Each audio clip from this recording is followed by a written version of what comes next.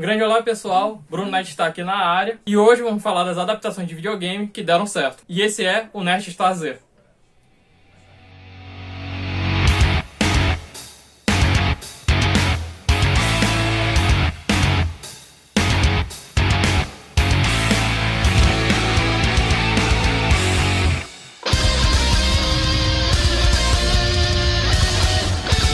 Recentemente saiu a série The Last of Us, que está sendo um grande sucesso na HBO Max, e segundo os fãs tem sido um grande saldo para as adaptações de videogame. Nesse começo de ano também saiu o anime de Nier Automata, que tem recebido muito carinho dos fãs também, fora que esse ano também ainda vai ter a nova adaptação do Super Mario Bros, que promete bastante.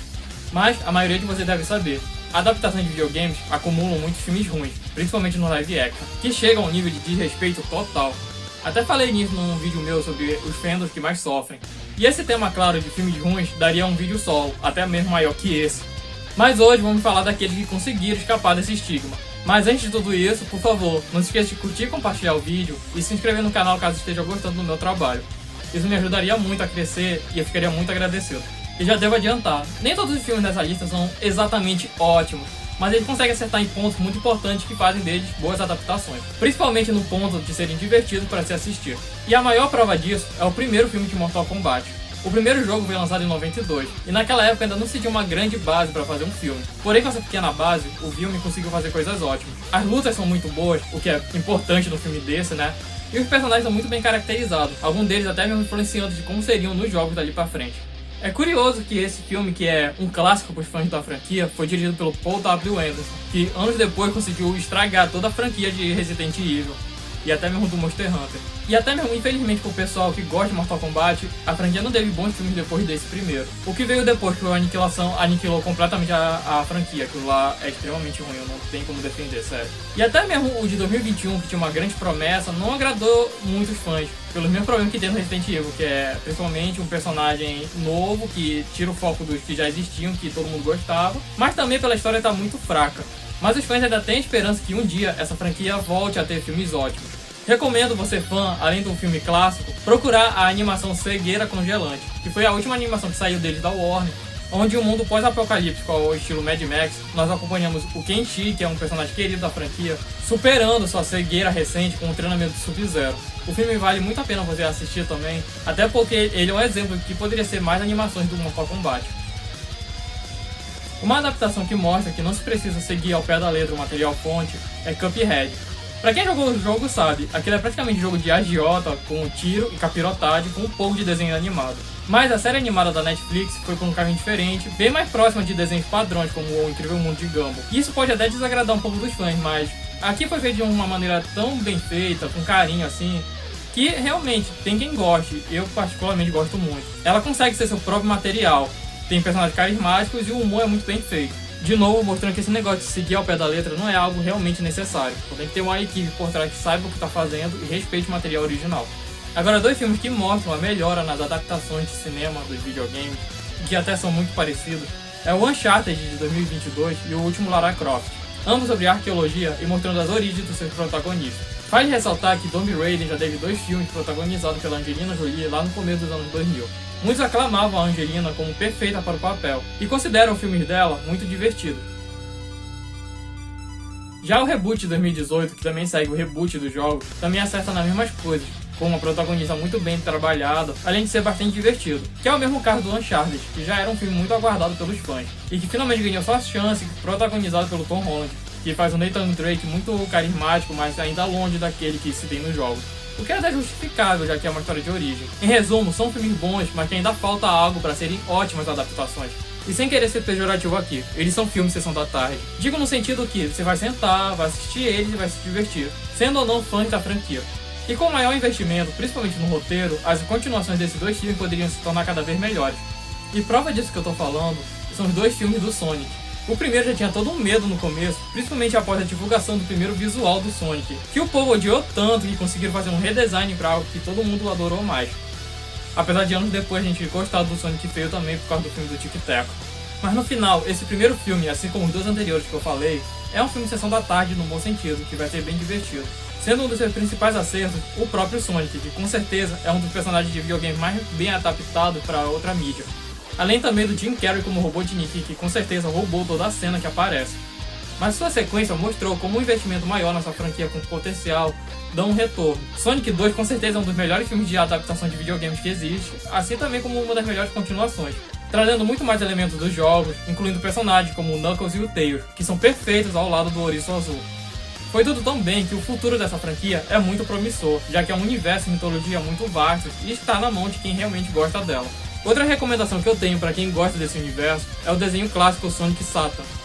Não esse que vocês estão pensando, pessoal, mas o clássico desenho que passava nas manhãs do SBT, e que foi onde eu conheci o Sonic. O desenho é muito bem feito, mostrando a luta do Sonic e seus amigos para recuperar o controle do seu planeta que foi tomado pelo Robotnik. E realmente, esse desenho era bem feito e conseguia ser sombrio e maduro quanto queria. Outra recomendação que eu também posso fazer é o Sonic X, que é o anime do Ouriço, adaptando a versão mais moderna dele após os jogos Adventure, quando o universo dele já estava bem melhor estabelecido. E uma dica que eu deixo é vocês procurarem a versão japonesa original, já que a versão americana que a gente recebeu veio bastante alterada e que tira muita coisa boa que tem nesse anime.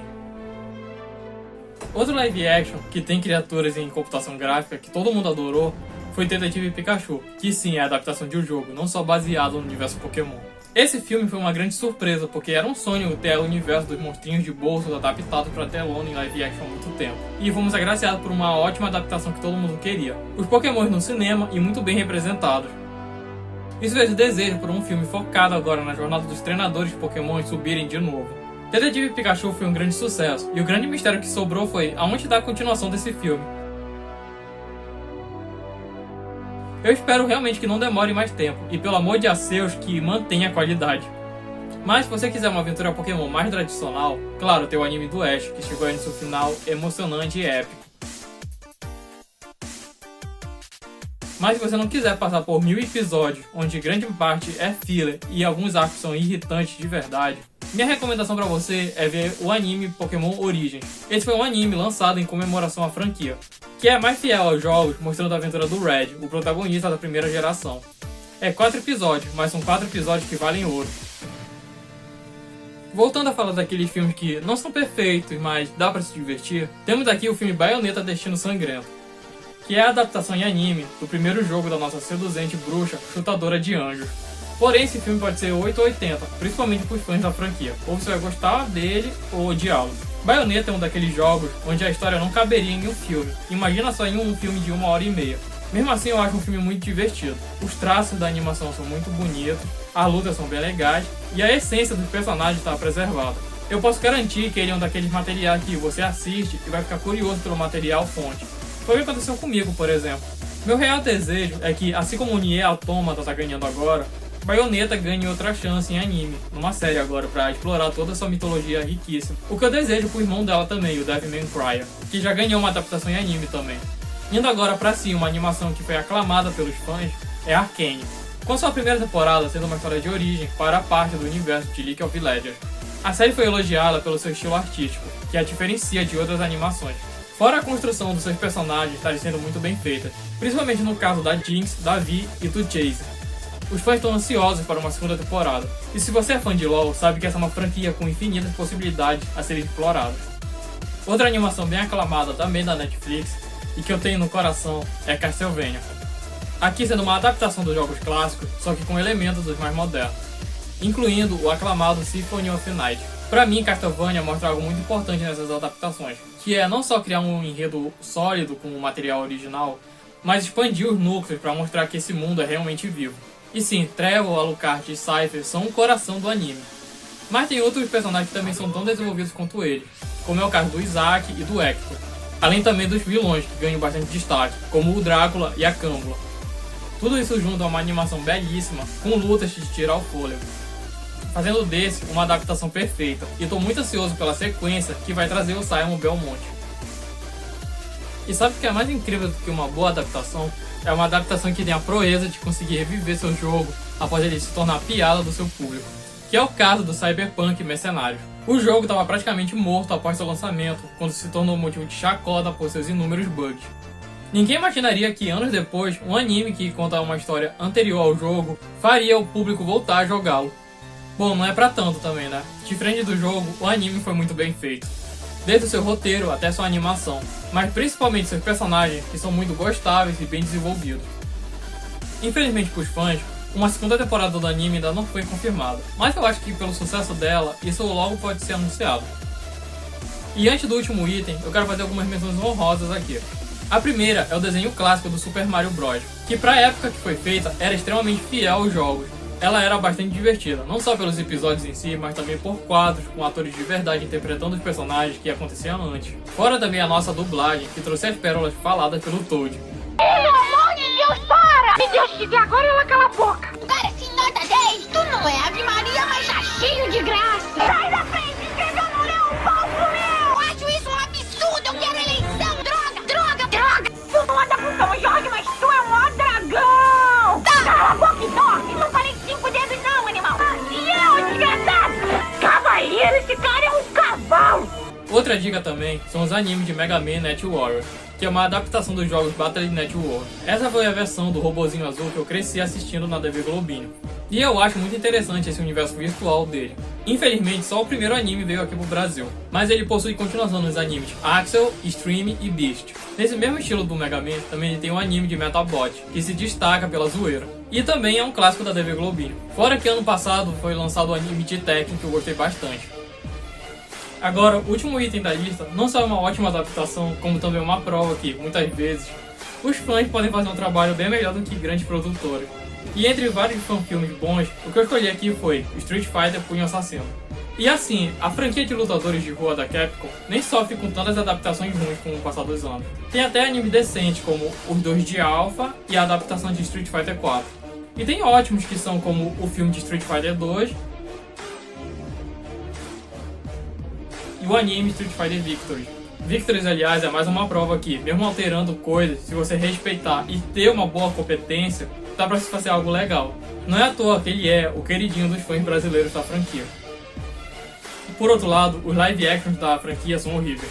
Muitos lembram do infame filme do Jean-Claude Van Damme, que deturba tanta coisa lá que nem parece mais Street Fighter.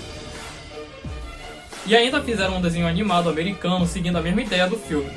E acreditem ou não, conseguiram piorar anos depois com um live action contando a história agora da Chun-Li, que foi tão ruim que ninguém mais lembra disso. Mas Street Fighter Punho Assassino foi um presente de fã para fã. Ele foi lançado no YouTube como uma minissérie, e contava a história do treinamento, rivalidade e amizade do Ryu e do Ken, mas também contava a história de origem do Akuma. A essência dos personagens está muito bem preservada, assim como tem uma ótima caracterização deles. E as lutas são incríveis, muito bem feitas, principalmente os golpes especiais. Esse e outros filmes deveriam ser estudo para esses grandes estúdios na hora de adaptar algum game. Não é necessário sempre reinventar a roda. Mas é isso, pessoal. Esses pra mim são as melhores adaptações de videogame. Falem aí o que vocês acharam, qual vocês mais gostam e se faltou alguma aqui. Não se esqueça de curtir e compartilhar o vídeo, principalmente entre seus amigos games. Mas então, obrigado pela audiência, até a próxima. Valeu, pessoal!